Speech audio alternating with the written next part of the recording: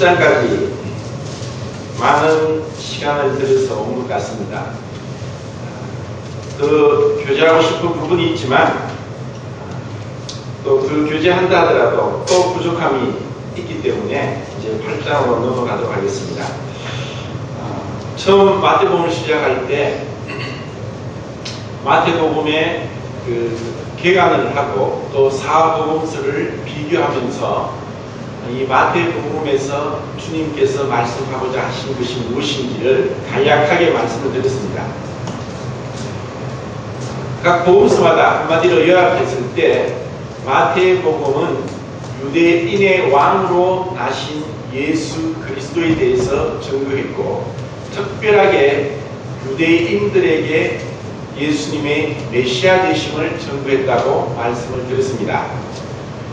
그렇기 때문에 그 유대인으로 왕으로 나신 그 예수 그리스도 그분이 어떠한 분인지를 전체적인 맥락에서 흘러나오고 있습니다.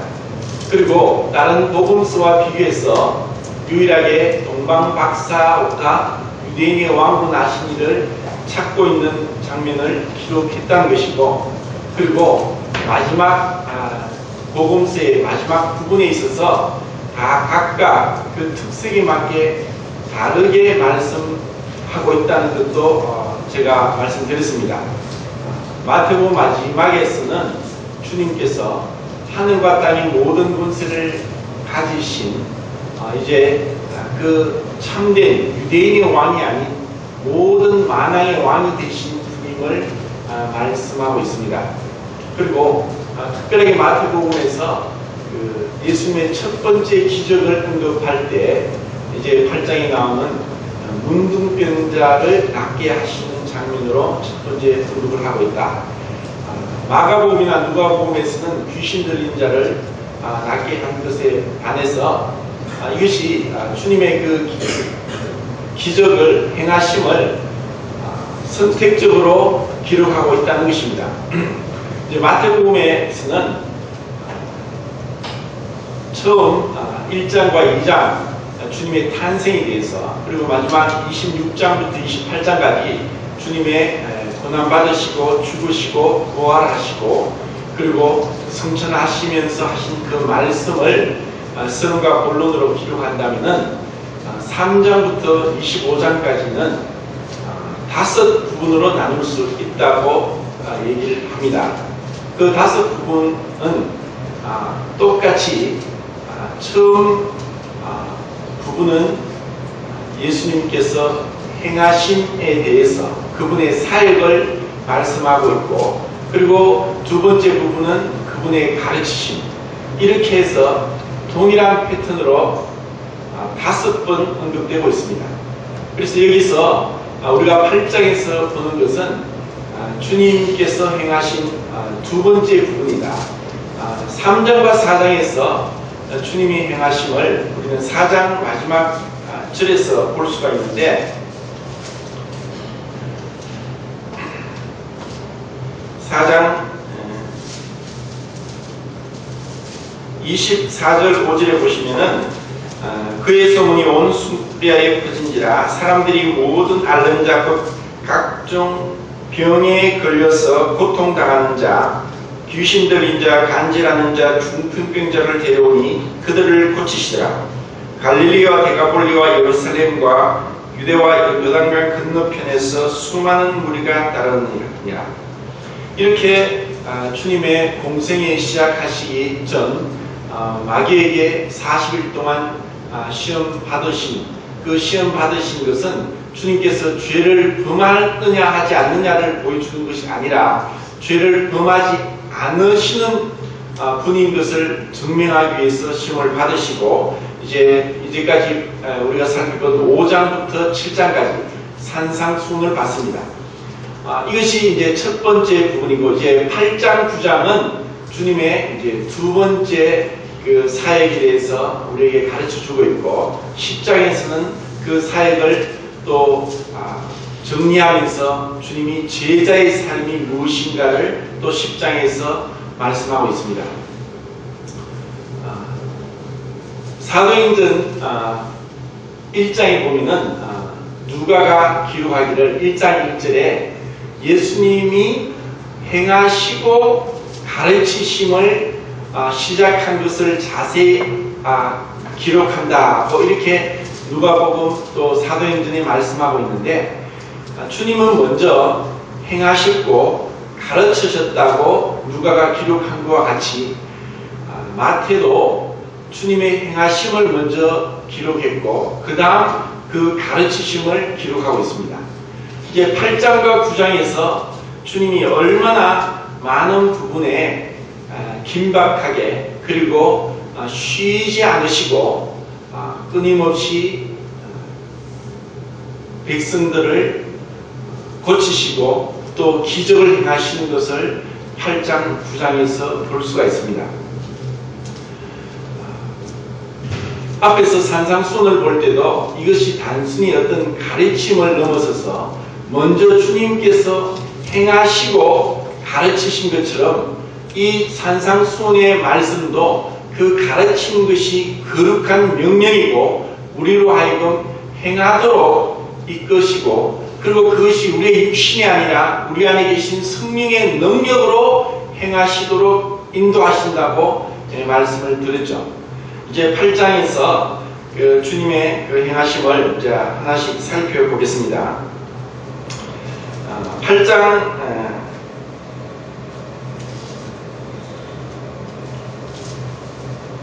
1절에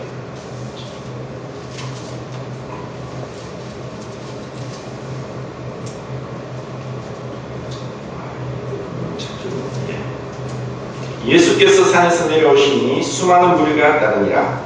나병한 자가 나와 절하며 이르되 주여 원하시면 저를 깨끗게 하실 수 있나이다 하거늘 예수께서 손을 내밀어 그에게 대시니 이르시되 내가 원하노니 깨끗함을 받으라 하시니 즉시 그의 나병이 깨끗하여진지라.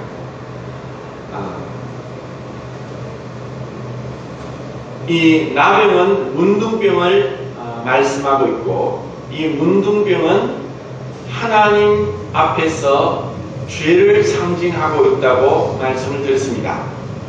그리고 이 문둥병자에 대한 규례는 레위기 13장부터 기록하고 있는데, 유대인들에게뿐 아니라 우리나라 과거에도 그리고 오늘날도 이 문둥병은 고칠 수 없는 불치의 병이고, 그리고 다른 사람들과 격리시키고 또 손을 대거나 하지 못하도록 하는 정말 무서운 하나님의 진노를 나타내는 병이라고 말씀을 드렸습니다.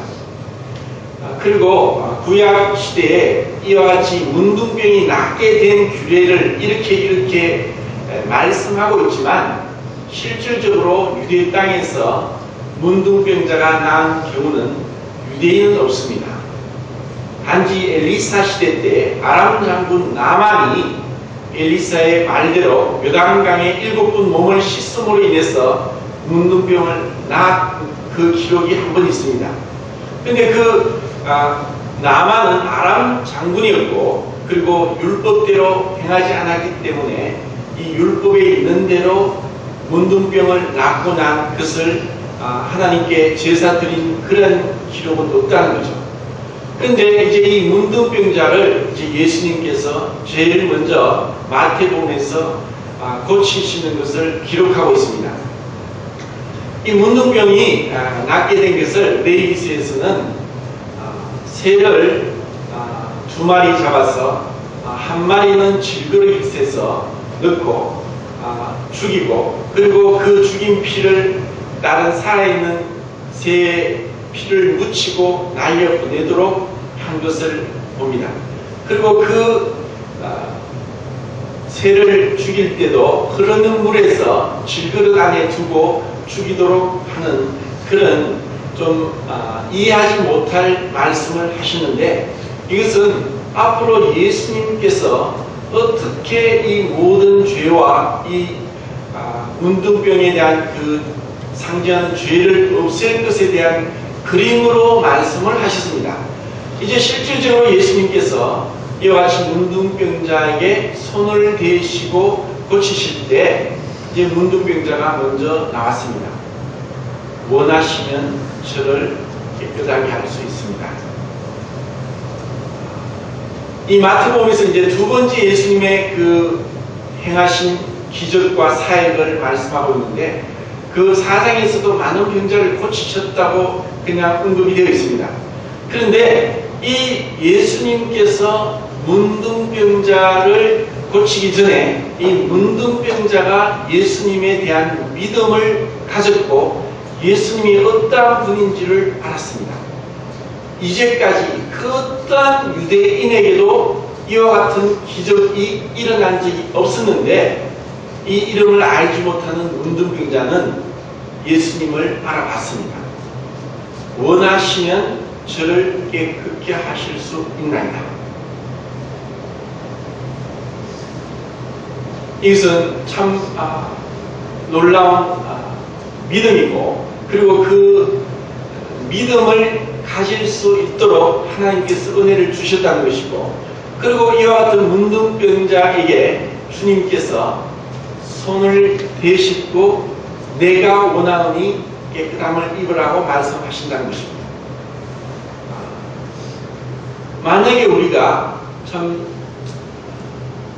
어린아이 같은 믿음과 그리고 심령이 가난하고 애통하고 겸손하다면은, 온유하다면은 많은 말씀을 알고 암송하고 깨닫지 못할지라도 한 사건을 통해서도 예수 그리스도를 만날 수가 있고 그분의 놀라운 은혜를 입을 수 있는데, 정작 우리의 마음이, 우리의 지식이, 우리의 그 감정이 얼마나 오염되어 있는지를 모릅니다. 이와 같은 말씀을 우리가 듣고 알지라도 정말 그 예수 그리스도의 왕 되시고 하나님 되시고 완전한 치유자 되시는 그 예수 그리스도에 대해서 놀라워하지 않을 수 있고 경외하지 않을 수 있고 그냥 소설 읽듯이 읽을 수도 있다는 것이 우리의 모습입니다. 그래서 주님은 우리에게 복음을 전하시고 행하심과 가르침을 통해서 우리를 깨우치기를 원하는데, 이 복음에 대해서 아더 핑크는 그렇게 얘기를 합니다. 복음은 인간의 육적인 마음이 받아들이기에는 너무나 영적이며 그의 교만을 꺾기에는 너무 겸손한 것이고 그의 저항하는 의지가 굴복하기에는 너무 강요적인 것이며 그의 어두운 지각이 이해하기에는 너무 숭고하고 그의 땅에 속한 욕망이 좋아하기에는 너무 거룩한 것이다. 우리의 마음, 감정, 우리의 지식, 우리의 의지는 죄로 인하여서 오염되었고 타락되었고 얼룩져 있고 비정상적이고 그리고 온전하지 못합니다. 우리는 이와 같은 말씀을, 많은 말씀을 알기 전에 정말 예수님께서 그 나병 자의 손을 대시고 내가 원하노니 깨끗함을 입어라 하시니 즉시 깨끗하여졌다. 이 말씀을 보면서 정말 주님 앞에 그분은 진정한 창조주시오, 진정한 왕이시오, 가장 완벽한 의사이신 것을 우리가 믿고 그분 앞에 경배드리고 무릎 꿇어야 되는 것입니다.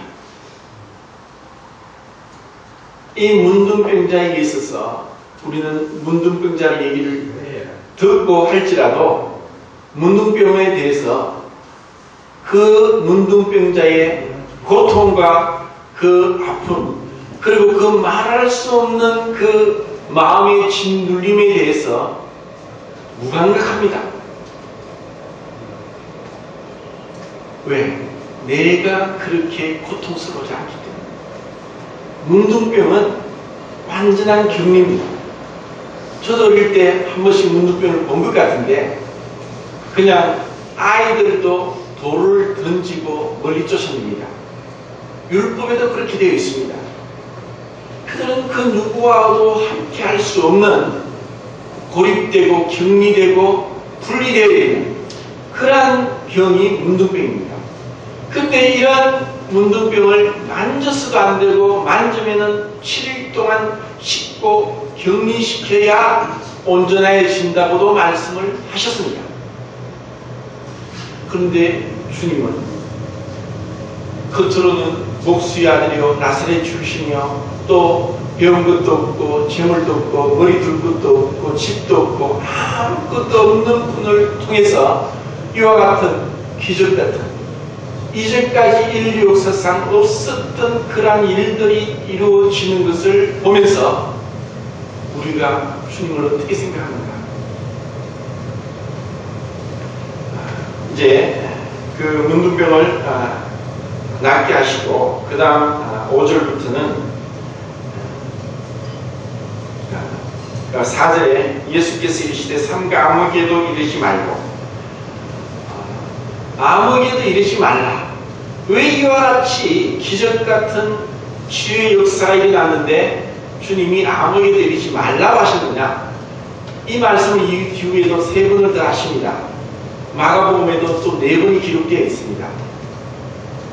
그것은 앞에서 복음에 대해서 잠깐 언급한 것처럼 우리의 마음이 타락되어 있고 온전하지 못하기 때문입니다. 주님이 오신 목적은 그런 병을 고치는 것이 주된 목적이 아니고 근본적인 치유를 하시기 위해서 오셨는데 그런데도 불구하고 사람들은 참된 그 주님의 오신 목적을 이해하기 전에 병고침을 낫게 됐을 때 이와 같이 기적을 겉으로 보이는 것을 쫓아 행할 수 있다는 것을 주님은 아셨습니다. 우리 마음을 꿰뚫어 보고 계십니다. 우리는 각자 하나님의 은혜로 하나님의 부름을 받고 이 자리에 왔습니다. 우리는 무슨 이유로 무슨 목적으로 부름을 받았고 이 자리에 있으며 내 마음에 추구하는 것이 무엇입니까? 너무나 많은 사람들이 주님을 오해하고 있고 주님에 대해서 진정한 경배를 드리지 않고 있고 주님의 손은 구하지만 얼굴은 구하지 않는 주님의 능력과 은혜와 축복을 원하지만 주님의 그 인격적인 만남과 그분의 어떠하심에 대해서 교제를 하고자 하는 그런 마음이 없는 것이 너무나 안타깝습니다. 그래서 아무에게도 이러지 말라. 주님은 완벽하게 우리의 마음을 꿰뚫고 계십니다. 그리고 그대에게서 기록된 그 예식대로 문둥병이 나은 것을 증거하라. 이런 말씀을 하실 때도 이미 예수님 당시에 유대교 종교 지도자, 제사장, 대제사장, 서기관, 율법사들 모두 다 타락했고 하나님의 원래의 가르침에서 빗나가 있습니다. 그런데도 예수님은 제사장에 가서 그 예물을 드리라고 말씀을 하십니다. 수양 둘과 함양 한 마리를 제물로 드리고 그것으로 율법에 기록된 대로 그대로 행하라고 말씀을 하십니다. 참 주님은 자비로우시고 그리고 이런 잘못된 그 유대의 종교의 그 모순을 아시면서도 주님이 그렇게 하신 것은 율법을 완전히 하기 위해 오셨기 때문입니다. 그리고 장차 그 모든 율법에 있는 것들을 완전히 이루시고 그 주님의 십자가의 사역으로 완성하시고 근본 문제인 하나님과 인간 사이의 죄의 문제를 해결하기 위해서 예수님께서 이렇게 말씀하십니다. 만약 이 문둥병자가 제사장에 가서 레위기 13장부터 15장에 있는 규례대로 정결케 하는 의식을 하고 예물을 드렸는지 드리지 않았는지는 모르지만 만약에 그 제사장이 이와 같이 깨끗이 나음을 입은 문둥병자를 봤을 때 그의 마음이 어땠을까? 그가 정직하다면 예수님께 달려와서 그분 앞에 무릎 꿇고 경배를 드리고 믿었을 것입니다.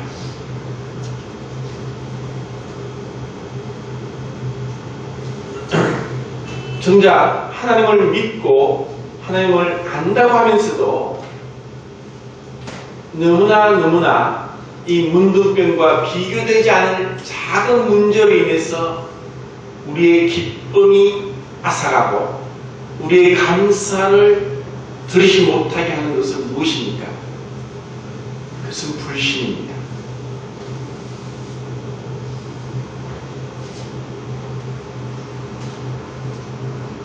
우리에게 있어서 문둥병보다 더 무서운 고통이 어디 있겠습니까?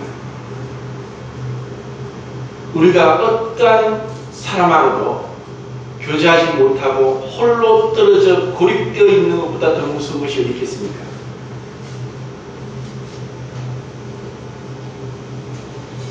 제 어릴 때 친구 중에 군대 가서 큰 잘못을 해서 남한산성에 간 친구가 있습니다.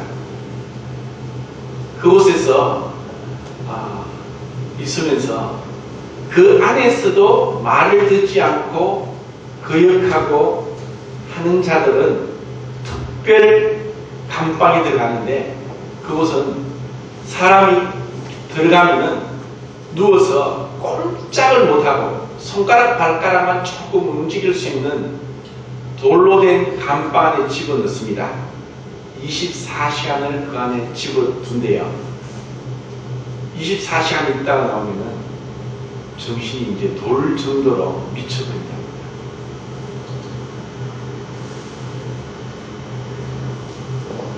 우리는 사람은 서로 교제하고 얘기하고 또 함께 함으로 인해서 참된 그 사람으로서 행복감을 느끼게 되는데 이 문둥병은 그렇지 못한 것입니다. 그런데 그 문둥병자가 예수님에 대해서 그는 믿었고 어떠한 누구도 할 수 없었던 그분은 단순히 말씀으로서만이라도 낫게 할 수 있다는 것. 그리고 그런 하나님 앞에 전능자 앞에 겸손하게 원하시면 저를 깨끗게 할 수 있나이다. 얼마나 은혜로운 말씀입니까? 그리고 내가 원하노니 누가 감히 이렇게 말할 수 있겠습니까? 이것을 보고서도 예수님이 하나님이신 것을 믿지 못하는 자들은 너무나 불쌍한 자들입니다.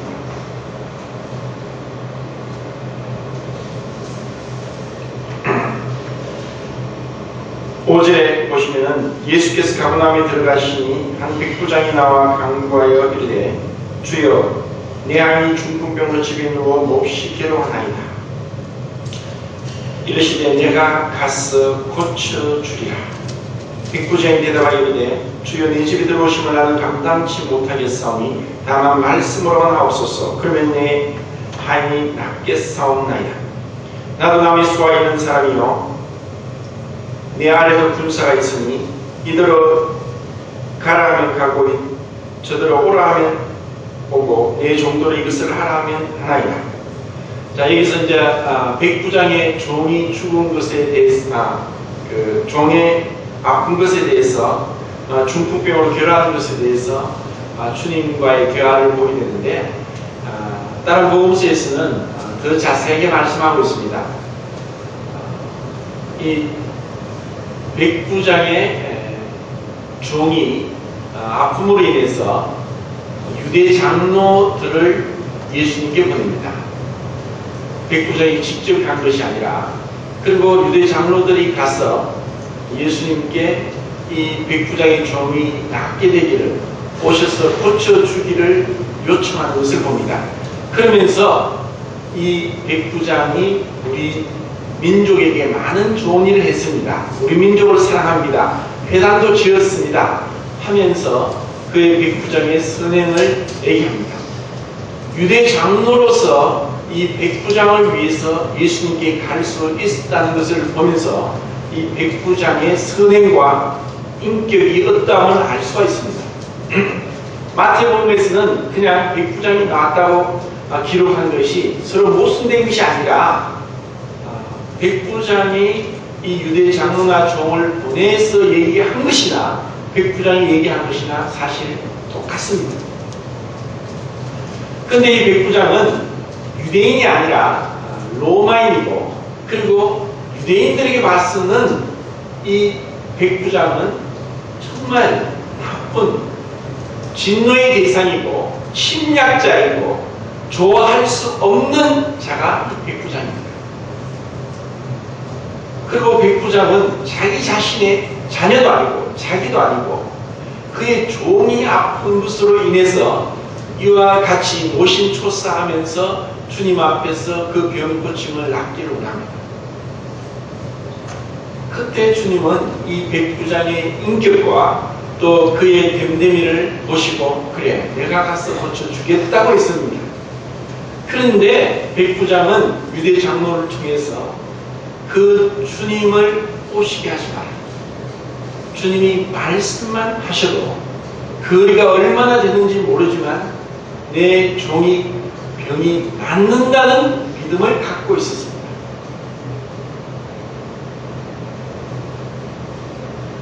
이것은 얼마나 놀라운 믿음입니까?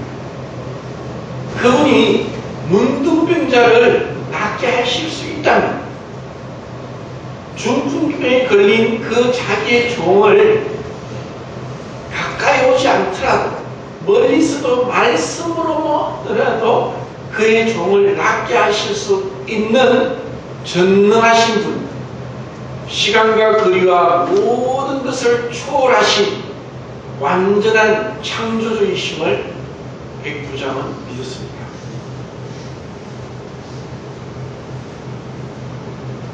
예레미야 23장에는 하나님이 어디나 충만하시다,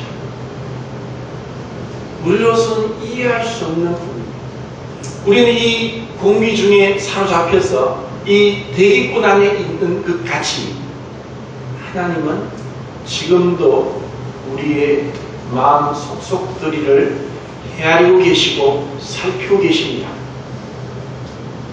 이것이 8장에 나온 두 번째 기준입니다. 그리고 주님은 이와 같은 백부장을 향해서 내가 이만한 믿음을 본 적이 없다, 이스라엘 중에서 이만한 믿음이 본 적을 없다고 말씀을 하십니다. 그러고 나서 11절에 또 너에게 이르노니 동서로부터 많은 사람이 이르러 아브라함과 이삭과 야곱과 함께 천국에 앉으리니와 그날의 본자손들은 바깥 어두운 데 쫓기나 거기서 울며 이를 갈게 되리라. 참 아이러니컬하게도 유대인의 왕으로 오신 예수님께서 유대 땅에서 유대인들을 향하여서 놀라운 기적을 행하시고 병 고치고 가르치시고 있는데도 불구하고 유대인이 아닌 이방인이 이렇게 믿음을 갖고 병을 고침받고 나서는 주님께서 그것을 두고 나의 본 자손은 쫓겨나 슬피 울며 이를 갈미 있고 이방 많은 나라에서 하늘나라에 들어갈 것에 대해서 예언을 하십니다. 그것은 유대인들에게 유대 종교에 정확하게 적용이 되었습니다. 그들은 예수님을 거절했습니다. 1900년 동안 나라 없이 전 세계를 떠돌아다니는 하나님의 심판을 받았습니다. 지금 우리는 한 자리 있어서 360도를 돌면 교회를 적어도 5개 이상을 볼 수 있는 풍요로운 믿음의 부유함 가운데 살고 있지만 그것이 우리로 하여금 하늘나라에 들어가게 하지는 않습니다. 왜? 주님은 우리의 외모에 속지 않기 때문에, 우리의 행함에 속지 않기 때문에, 내 마음 중심으로 예수 그리스도가 참된 왕이고 하나님이고 창조자고 완전한 의사인 것을 안다면은 얼마나 좋겠습니까? 오늘날 기독교에도 이 말씀이 적용될 것입니다.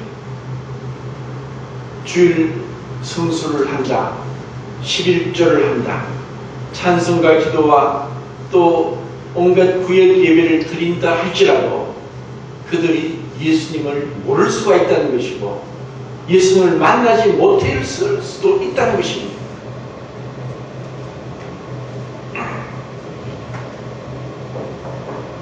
그리고 예수님은 내 믿음대로 될지어다 하고 말씀하시고 14절에 이제 베드로의 장모를 낫게 해주는 것을 봅니다.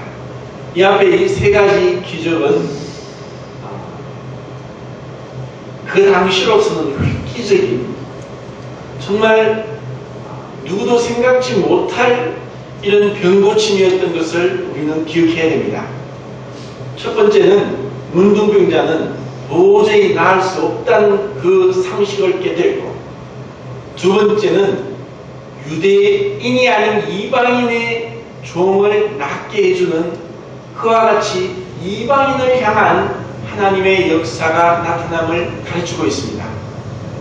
그리고 세 번째는 여자들은 계수에도 들어가지 못할 정도로, 이름도 계수에도 들어가지 못할 정도로 천대받고 멸시받던 시대에 베드로의 장모를 낫게 해줄 정도로 주님은 그 당시에 잘못된 일그러진 모든 것들을 바로잡고 사셨습니다. 이것을 우리는 주님을 알 때 우리가 정상적으로 생각하고 느끼고 의지를 가질 수 있습니다. 산상수훈에서 말씀을 드렸듯이 이것이 순수가 뒤바뀌어져 있습니다. 우리의 지식과 우리의 감정이 불완전한데 그 지식과 불완전한 감정이 우리의 의지를 끌고 갑니다. 알고서도 죄를 짓습니다. 의지가 종이 되었습니다. 그리고 우리의 영이 우리 하나님과 교제하면서 주인이 되어야 되는데 육체가 주인이 된 거예요. 육체가 마음을 끌고 가고 있고 그 마음은 우리의 영을 이끌고 가면서 하나님 앞에서 이 죄악된 인간의 모습이 무엇인지를 말씀을 드렸습니다. 이제 주님은 그것을 하나하나 바로 잡도록 가르치실 뿐 아니라 실질적으로 행하시면서 그분의 사역으로 이것을 온전하게 바로잡고 있는 것을 볼 수 있습니다. 우리의 생각에 있어서 얼마나 잘못되고 인본주의적이고 그리고 세속주의적인 것이 얼마나 많은지 모릅니다. 그리고 그것에 종이 되고 노예가 되어서 살아가면서도 무엇이 잘못된지 모릅니다. 진정으로 이 하나님이 우리에게 주신 이 자유, 하나님은 영이시니 주가 계신 곳에는 자유함이 있느니라. 그 자유는 다만 우리가 자유민주주의 국가에 살고 있음으로써 자유가 아니라 인간이 만들어 놓은 제도와 규칙과 인간이 만든 그 가르침과 철학과 종교에서부터의 자유입니다.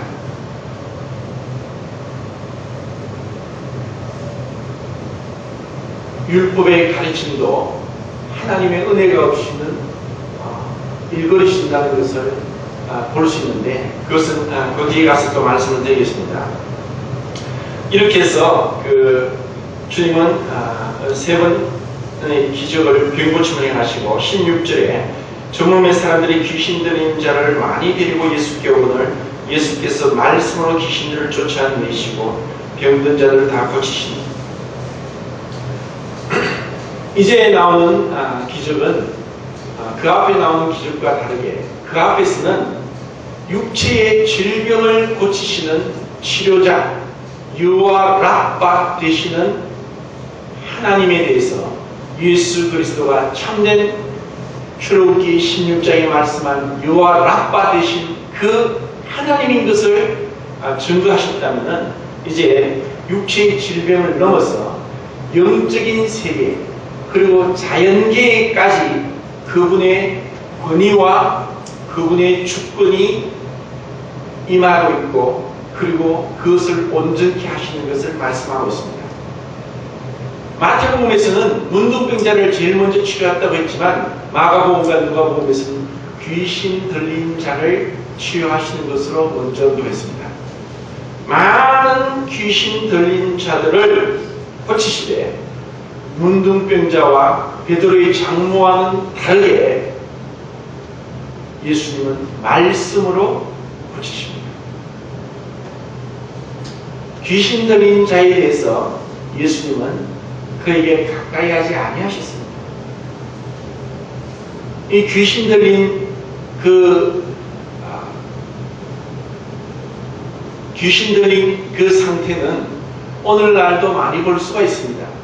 언젠가 유튜브에 보니까 정신과 의사가 이 귀신 들린 것을 빙의라고 해서 또 다른 인격이 들어왔다고 그는 이해하고 우리가 말하는 성경에서 말하는 그 귀신을 인격체로 알고 있고 그 귀신과 얘기하면서 쫓아내고 치료하는 것을 동영상에 담아서 올리는 것을 봤습니다. 아직도 많은 사람들은 이것을 정신병의 일종으로 보고 있지만 이제 어느 정도 알고 경험한 사람들은 또 다른 인격체가 들어와 있다는 것을 말하고 있습니다. 또 다른 인격체가 그를 지배하고 있고 다스리고 있고 종로로 시키고 있다는 것을 이 귀신 들린 것에서 보고 있습니다. 이 귀신 들린 그 상태는 단순히 그냥 이 몸을 억압하고 꼼짝 못하도록 할 수도 있지만 우리의 정신세계와 우리의 습관과 우리의 모든 깊숙한 삶의 부분에 있어서 자신의 정체를 숨기고 우리를 지배하고 있다는 것을 아셔야 됩니다. 왜? 그가 지금 공중의 권세 잡은 이 세상의 임금이기 때문에 그렇습니다. 그리고 그것은 어떤 누구도 그 가운데 벗어날 수 없습니다. 그것은 내가 죽었다가 다시 살아나겠다는 것이나 아니면 나는 죽지 않겠다고 말하는 것 같습니다. 제가 복음을 전한 사람 중에 오랫동안 복음을 전했는데도 완강히 그거하고 믿질 않습니다. 근데 요 근래에 계속 그 주변에 부모부터 해서 아는 분들이 죽게 되고 사망 선고를 받고 이렇게 장례식을 치릅니다. 그래서 또 제가 만났을 때 나는 안 죽어. 나는 안 죽을 거야. 그렇게 얘기를 하더라고요.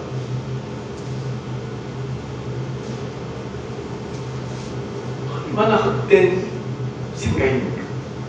누가 안 죽을 수 있습니까? 안 죽을 수 있는 사람이 없습니다. 지금 오늘날 100세 시대다. 이제 의학이 발달해서 120세까지 살 것이고 150세까지도 살 것이다. 이런 얘기를 합니다. 그럼 뭐합니까? 죽게 되죠. 모두셀라가 969세를 살았지만 그도 죽었습니다. 죽음을 피할 수 없듯이 그 누구도 사단을 대적해서 이길 수 있는 자가 없다는 것입니다. 그럼 우리는 어떻게 해야 됩니까? 우리가 사단에게 종로로 타든 예수님에게 진정한 사랑의 종이 되든 둘 중에 하나입니다. 예수 그리스도가 내 마음과 생각을 지배하시고 내가 스스로 그분 앞에 복종하고 그분을 경외하지 않는다면 우리의 삶의 어느 부분에든지 이 사단은 우리를 지배하려고 할 것입니다. 아는 것이 중요한 것이 아닙니다. 내가 그분 앞에 굴복하는 것이 중요한 것입니다. 근데 그것은 얼마나 어려운지를 알 때, 왜 나에게 이와 같은 불순종과 대적하는 것과 거스르는 것, 이 거스르는 것을 제가 뭐라고 했습니까? 품이라고 해서 바로 왕이 모세를 대적해 하나님을 대적한 것 같이 하나님을 향하여 벌떡 일어서는 것입니다. 얼마나 오만 불순합니까? 10가지 재앙을 통해서도 그는 굴복되지 않았습니다. 그래서 그는 홍해의 물에 빠져 죽도록 하나님이 그 의지를 꺾었는데도 죽을수까지 그것을 꺾이지 않습니다. 그래서 그는 영원토록 지옥에서 꺾이지 않는 그 헛된 의지와 죄악하는 불순종으로 고통을 당하는 것입니다. 이것이 지옥입니다. 우리가 우리의 생각과 고집을 내려놓지 않는다면 주님 앞에 어린아이처럼 겸손하게 엎드리지 아니한다면 우리는 주님의 다스림을 받지 못합니다. 성령의 충만을 받아라. 성령의 완전한 지배 가운데 너희 자신을 맡겨라. 주님 순간순간 모든 부분에 있어서 이것을 맡기기를 원할 때 우리에게 얼마나 고집과 불순종하는 마음이 일어납니까? 먼저는 보이는 사람에게 불순종하는 마음이 일어납니다. 지금 우리나라를 위해서 기도를 해야 됩니다. 코레일의 노조원들이 지금 계속 데모를 하고 있고 이것이 장기적으로 갈 경우에 많은 막대한 피해가 일어납니다. 다른 그 성게를 실은 열차는 조금 그게 배차 시간이 늦을지라도 화물 열차는 산업에 막대한 영향을 미칩니다. 우리나라는 전 세계에서 무역 의존도가 가장 높은 나라입니다. 우리나라 무역 의존도는 85%입니다. 다른 선진국 미국이나 영국이나 일본은 45%에서 50%밖에 안 돼요. 우리나라는 무역으로 수출하지 않으면 살 수가 없는 나라입니다. 자원이 없기 때문에. 그런데 이것이 차질을 빚게 되는 거예요. 왜? 그들을 나름대로도 반항할 수 있는, 그리고 그런 파업을 할 수 있는 마땅한 타당한 이유가 있습니다. 핑계 없는 무덤이 없다는 말처럼. 근데 근본적인 문제는 그여라는 것입니다. 하나님은 모든 권세는 하나님께로 나지 않은 게 없다. 그런데 우리에게 첫째는 부모에게, 교사에게, 교회에서 또 회사에서 이와 같은 거역하는 마음이 일어나는 이유가 무엇이냐? 사단이 우리를 조종하기 때문입니다. 완전한 부모도 없고 완전한 교회 장로도 없고 교사도 없습니다. 완전하기 때문에 순종하는 것이 아니라는 것입니다. 그것을 끊지 아니하고 집에서부터, 가정에서부터 훈련이 되지 않았기 때문에 사회에서 문제가 일어나고 근본적으로 하나님 앞에 대적합니다. 부모는 자식의 고집을 꺾어야 됩니다. 무엇으로? 군의로서, 그리고 사랑으로서.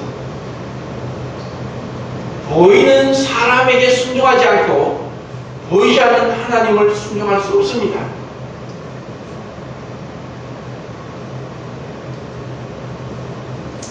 가정에서부터, 교회에서부터 이것이 치유되지 아니했을 때 문제가 발단이 되고 마귀는 그것을 즐거워하고 그것을 노리고 있습니다.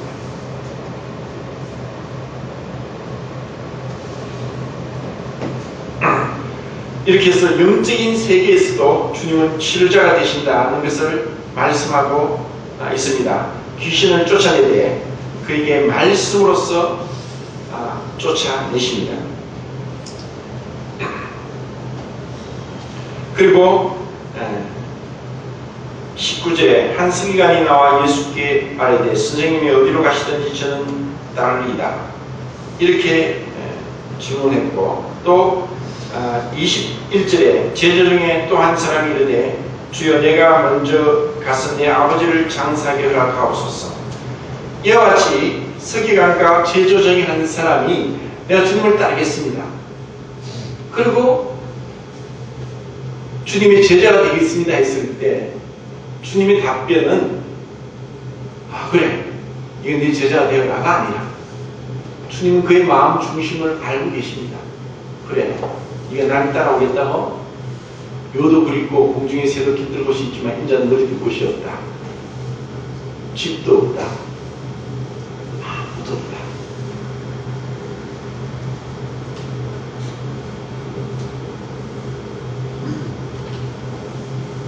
주님은 사람에게 속지 않습니다.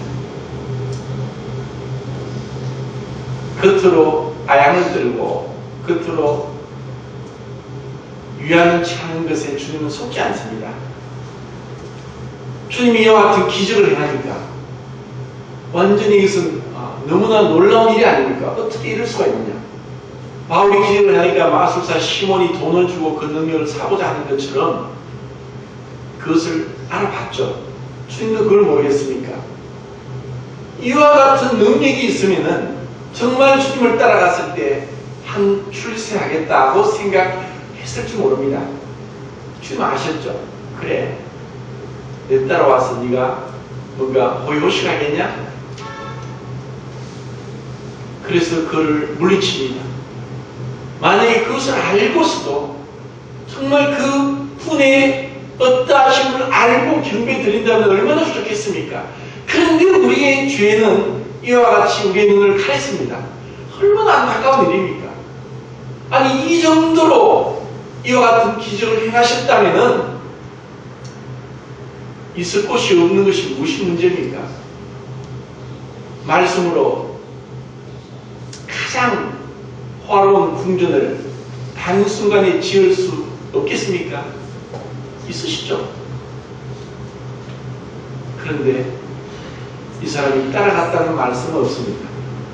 그리고 또 제주 중 하나가 내 아버지로 내가 장사하고 내가 주님을 따르게 하려고 했을 때 예수님이 죽은 자는 죽은 자들이 장사하게 없는 나를 따르라고 말씀합니다.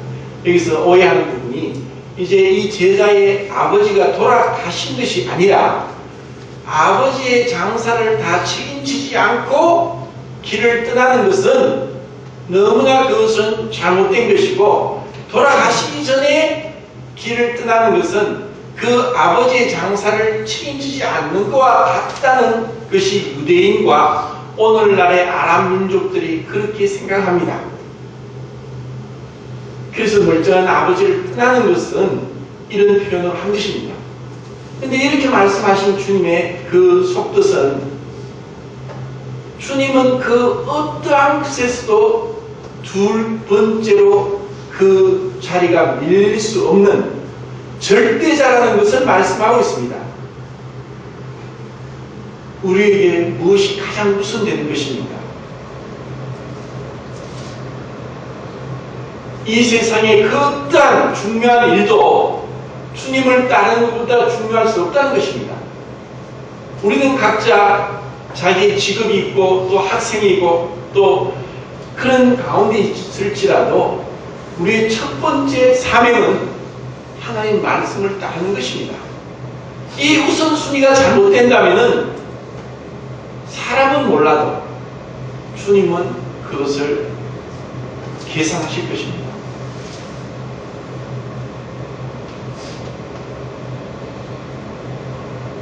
주님을 따르는 데는 희생이 따릅니다. 그것은 눈에 보이는 육신적인 것, 색상적인 것, 내 개인적인 그 모든 것을 버리고 주님 앞에 주님을 가장 우선적으로 주님을 높이는 것입니다. 그러고 나서 이제 23절부터 배에 오르실 때 바다에 큰 놀이 일어나 배가 물길에 덮이게 되었으며 예수께서는 죽으시니라. 25절에 그 제자들이 나와 깨우며 이르되 주여 구원하소서 우리가 죽겠나이다. 예수께서 이르시되 어찌하여 무수하느냐 믿음이 적은 자들아 작은 자들아 하시고 곧 일어나서 바람과 바다를 꾸짖으시니 아주 전전하게 되거든. 그 사람들이 놀랍게 여기되 이가 어떠한 사람이기에 바람과 바다도 순종하는가 하자.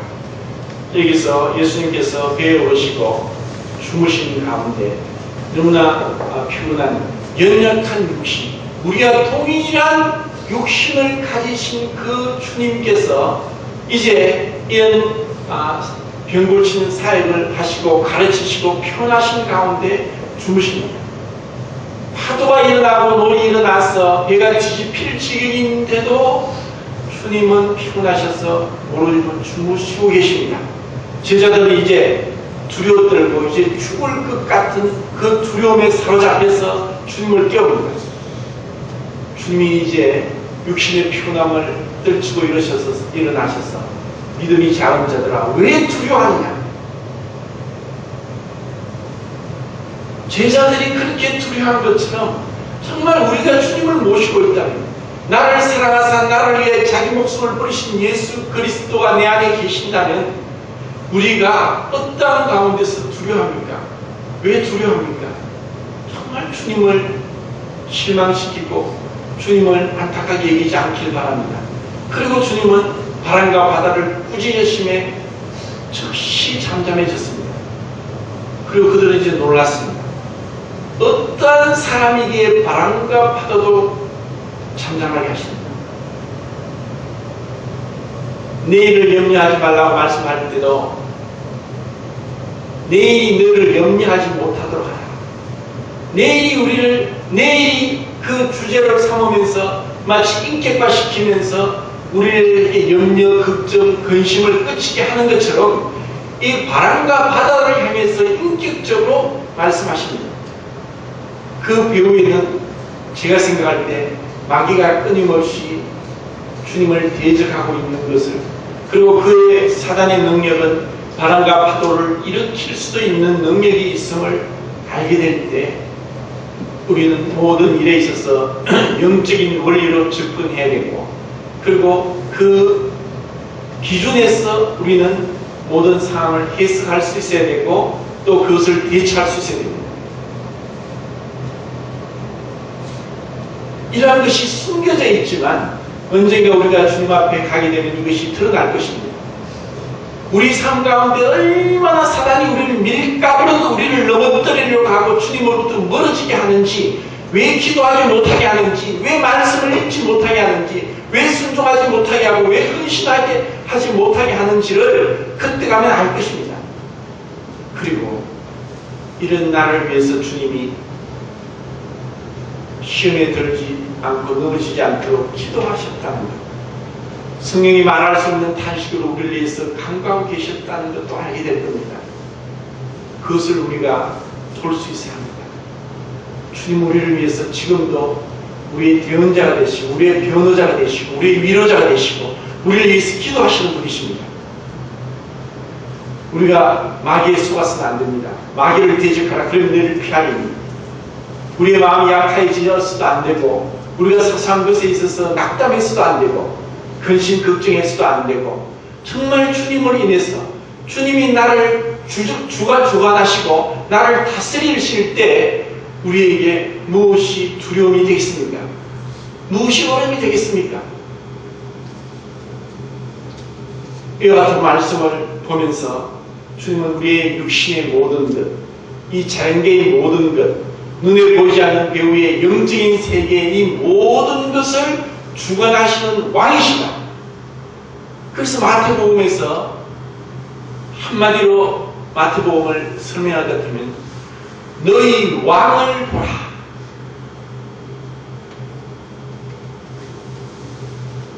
마태복음에서 우리의 진정한 왕을 말씀하고 있습니다.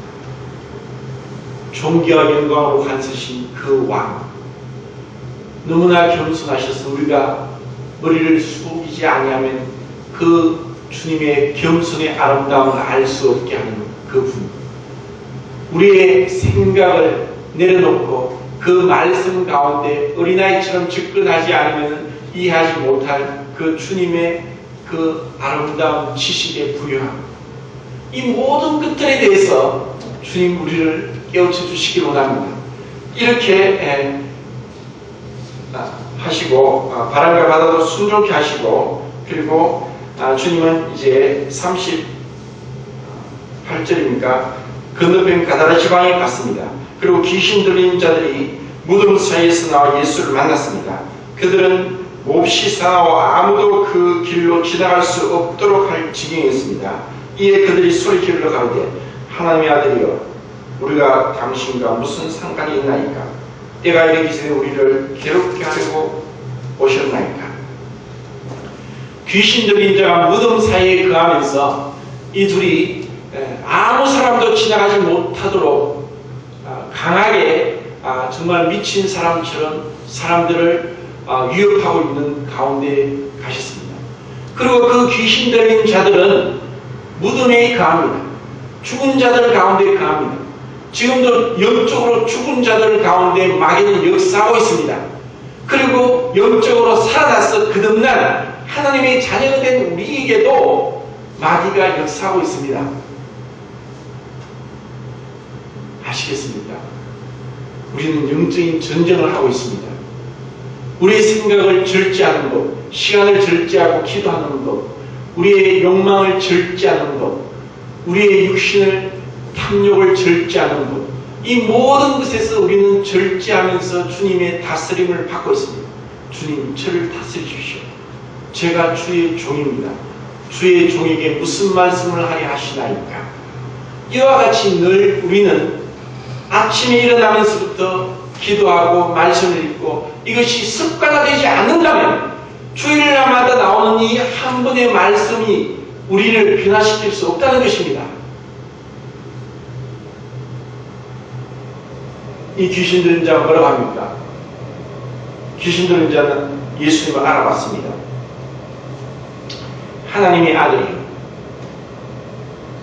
주님이 이와 같은 엄청난 기적들을 행하시면서도 사람들은 여전히 믿지 못하고 있지만 귀신 들린 자는 예수님을 압니다. 그 신성의 충만함이 육체로 거하신다고 하는 골로새서 2장 9절 말씀을 모르지만은 귀신은 영광으로 그것을 예수님을 보고 있습니다. 우리가 신성의 모든 충만이 육체로 거하시는 그분을 바라보고 있습니까?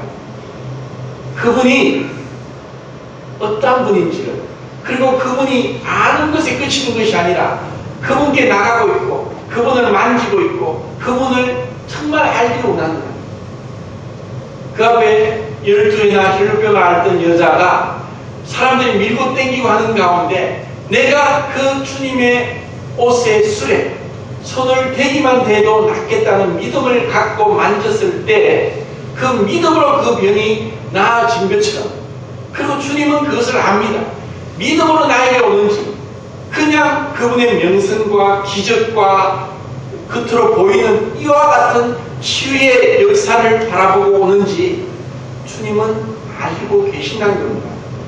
내가 무슨 목적으로 오는지, 단순한 종교심으로 오는지, 아니면 습관적으로 오는지, 아니면 정말 그분을 경배하기를 원하는지, 그분 앞에 두렵 떨고 말씀을 듣고 순종하기를 원하는지를 주님은 아신다는 겁니다. 근데 이 귀신 들린 자는 당신과 내가 무슨 상관이 있나이까? 하나님의 아들을 알면서도 상관치 않으려고 하고 관계치 않으려고 합니다. 이것이 육에 속한 자의 마음입니다. 우리가 예수님이 하나님의 아들인 것을 아는 것이 중요한 것이 아니라 그 예수님의 말씀으로 내 삶이 컨트롤되고 지배당하고 그분의 간섭을 받느냐 받지 않느냐가 중요한 것입니다. 그분이 나를 간섭하고 계십니까? 그분이 나를 하나하나 변화시키고 있습니까? 때가 되기 전에 나를 괴롭게 하려고, 우리를 괴롭게 하려고 오시나이까? 무엇이 괴로움입니까? 그들은 주님의 그 인자식의 심판을 즉각 행하지 않고 기다리시고 기다리시는 그 오래 참으심과 인자하심을 알지 못합니다. 정말 주님 앞에 우리가 괴롭게 함이 필요합니다. 괴롭게 함이 필요하고 떨어짐이 필요합니다. 그분이 나를 이 육신적인 본성을 타치하지 않으면 누가 나를 변화시키겠습니까? 사람이 변화시키겠습니까? 아닙니다. 제가 어제 어떤 개척교회 목사님 만났습니다. 연세가 55인데 제가 교제를 하면서 참 보기 드문 분이다 이런 생각을 했습니다. 교회 부목사로 있으면서 그분이 그 잠든 교인들을 깨우고 교인들이 자기를 추정하니까 목사님과 사모님으로부터 미움을 받아 쫓겨납니다. 또 다른 데에서 또 하는데 또 쫓겨납니다. 지금 사실 너무나 아무것도 없는 가운데 또 개척을 한 것을 보면서 정말 오늘날 교회가 율법주의에 빠져있다 개탄스러워하는 그런 모습을 보고 이제 교제를 하면서 상당히 이제 기쁨이 있었습니다. 정말 하나님 앞에 진정으로 겸손하게 나온다면 주님이 은혜를 주실 겁니다. 우리의 길을 열어주실 것입니다. 하나님을 기쁘게 하느냐 사람을 기쁘게 하느냐. 민수기 15장을 보고 민수기 15장에 보면은